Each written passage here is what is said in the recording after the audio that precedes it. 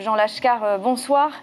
Merci d'être sur ce plateau ce soir pour la première fois. Bonsoir. Bonsoir. Dites-nous d'abord quelles sont les décisions radicales qui ont été prises après les 13 rapports que la CTC a rédigés donc en 2017 du côté du gouvernement, des communes ou des établissements publics. On n'a pas vraiment vu, nous, de changement après vos enquêtes, pourtant très pointues et très claires. On est donc en droit de s'interroger sur votre utilité finalement.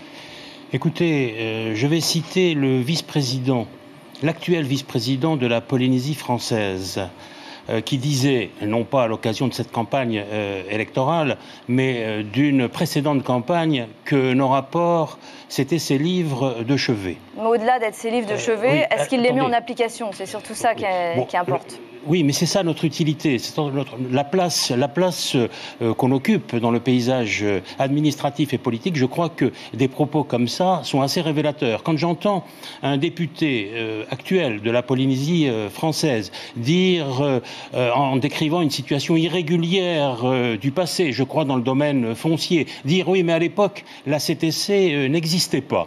Quand je Vous voulez dire qu'il y a moins de détournements publics aujourd'hui? Non, mais de fonds publics notre place est faite. Quand je vois par exemple, la Fédération des associations de protection de l'environnement interpeller les candidats aux élections territoriales à partir de nos observations sur la politique de l'environnement, je n'ai pas de doute sur notre utilité. Mais si je vous donne un exemple concret, Monsieur Lachkar, parmi les rapports de la CTC en 2017, par exemple, parce qu'il faut quand même rappeler quelques chiffres ce soir, le rapport que vous avez rédigé sur la politique du pays en matière énergétique, l'objectif est loin d'être atteint, selon la Chambre, 50% d'énergie renouvelable en 2020, ça c'est ce qu'espère le pays, avec EDT qui gère 90% de la production et qui a le monopole de la distribution d'électricité jusqu'en 2030, vous dites c'est mal parti.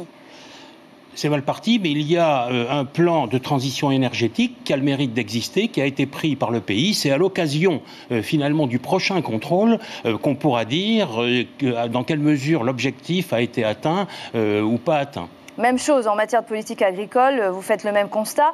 Vous dénoncez le protectionnisme, le manque de foncier, de qualification aussi des agriculteurs. 45 milliards d'importations contre seulement 5 milliards de ventes locales en Polynésie française. Est-ce que le pays va changer quelque chose ?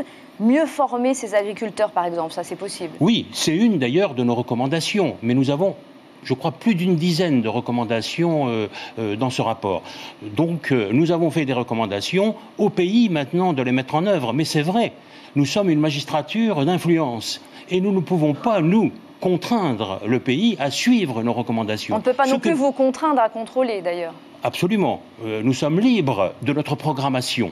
Mais nous sommes, je le répète, une magistrature d'influence. À nous d'être le plus convaincant, de produire finalement une expertise technique pour convaincre le pays, pour éclairer finalement. C'est ça on a deux missions finalement. C'est d'abord nourrir le débat public, parce qu'on s'adresse pas seulement aux dirigeants du pays ou aux maires des communes, on s'adresse aussi à tous les citoyens, à tous les habitants de la Polynésie qui ont le droit d'être informés dans le cadre de la démocratie. Et puis au-delà de cette volonté de nourrir le débat public, eh bien, on a la prétention d'éclairer les choix des décideurs. Alors parce que nous n'avons pas le contrôle de l'opportunité, bien sûr. Ça, c'est ceux qui ont été élus. Vous avez éclairé les choix, en tout cas, des maires de Papara et de Mahina, qui, sur la base de vos recommandations, ont décidé à réduire leur déficit, mais c'est en train de rebasculer de nouveau. Est-ce que cela veut dire qu'il faut toujours surveiller, conseiller? Oui, on a essayé,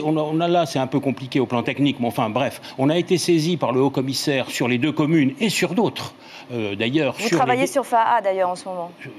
Dans un autre cadre. Enfin bon, je ne sais pas comment vous avez l'information, mais puisque vous me le dites, je peux pas vous détromper. Pour revenir à Mahina et à Papara, les équilibres ont quand même été rétablis au terme de l'exécution de plans de redressement que nous avions arrêtés et que nous avions proposés aux commissaires et aux assemblées délibérantes de Papara et de Mahina et de plusieurs autres communes quand même. Et on peut dire là aussi que notre action a été efficace puisque les comptes ont été redressés. Mais il faut rester vigilant. Nous sommes les vigies des finances publiques. Dernière voilà question, voilà ma prétention, voilà la prétention de la Chambre.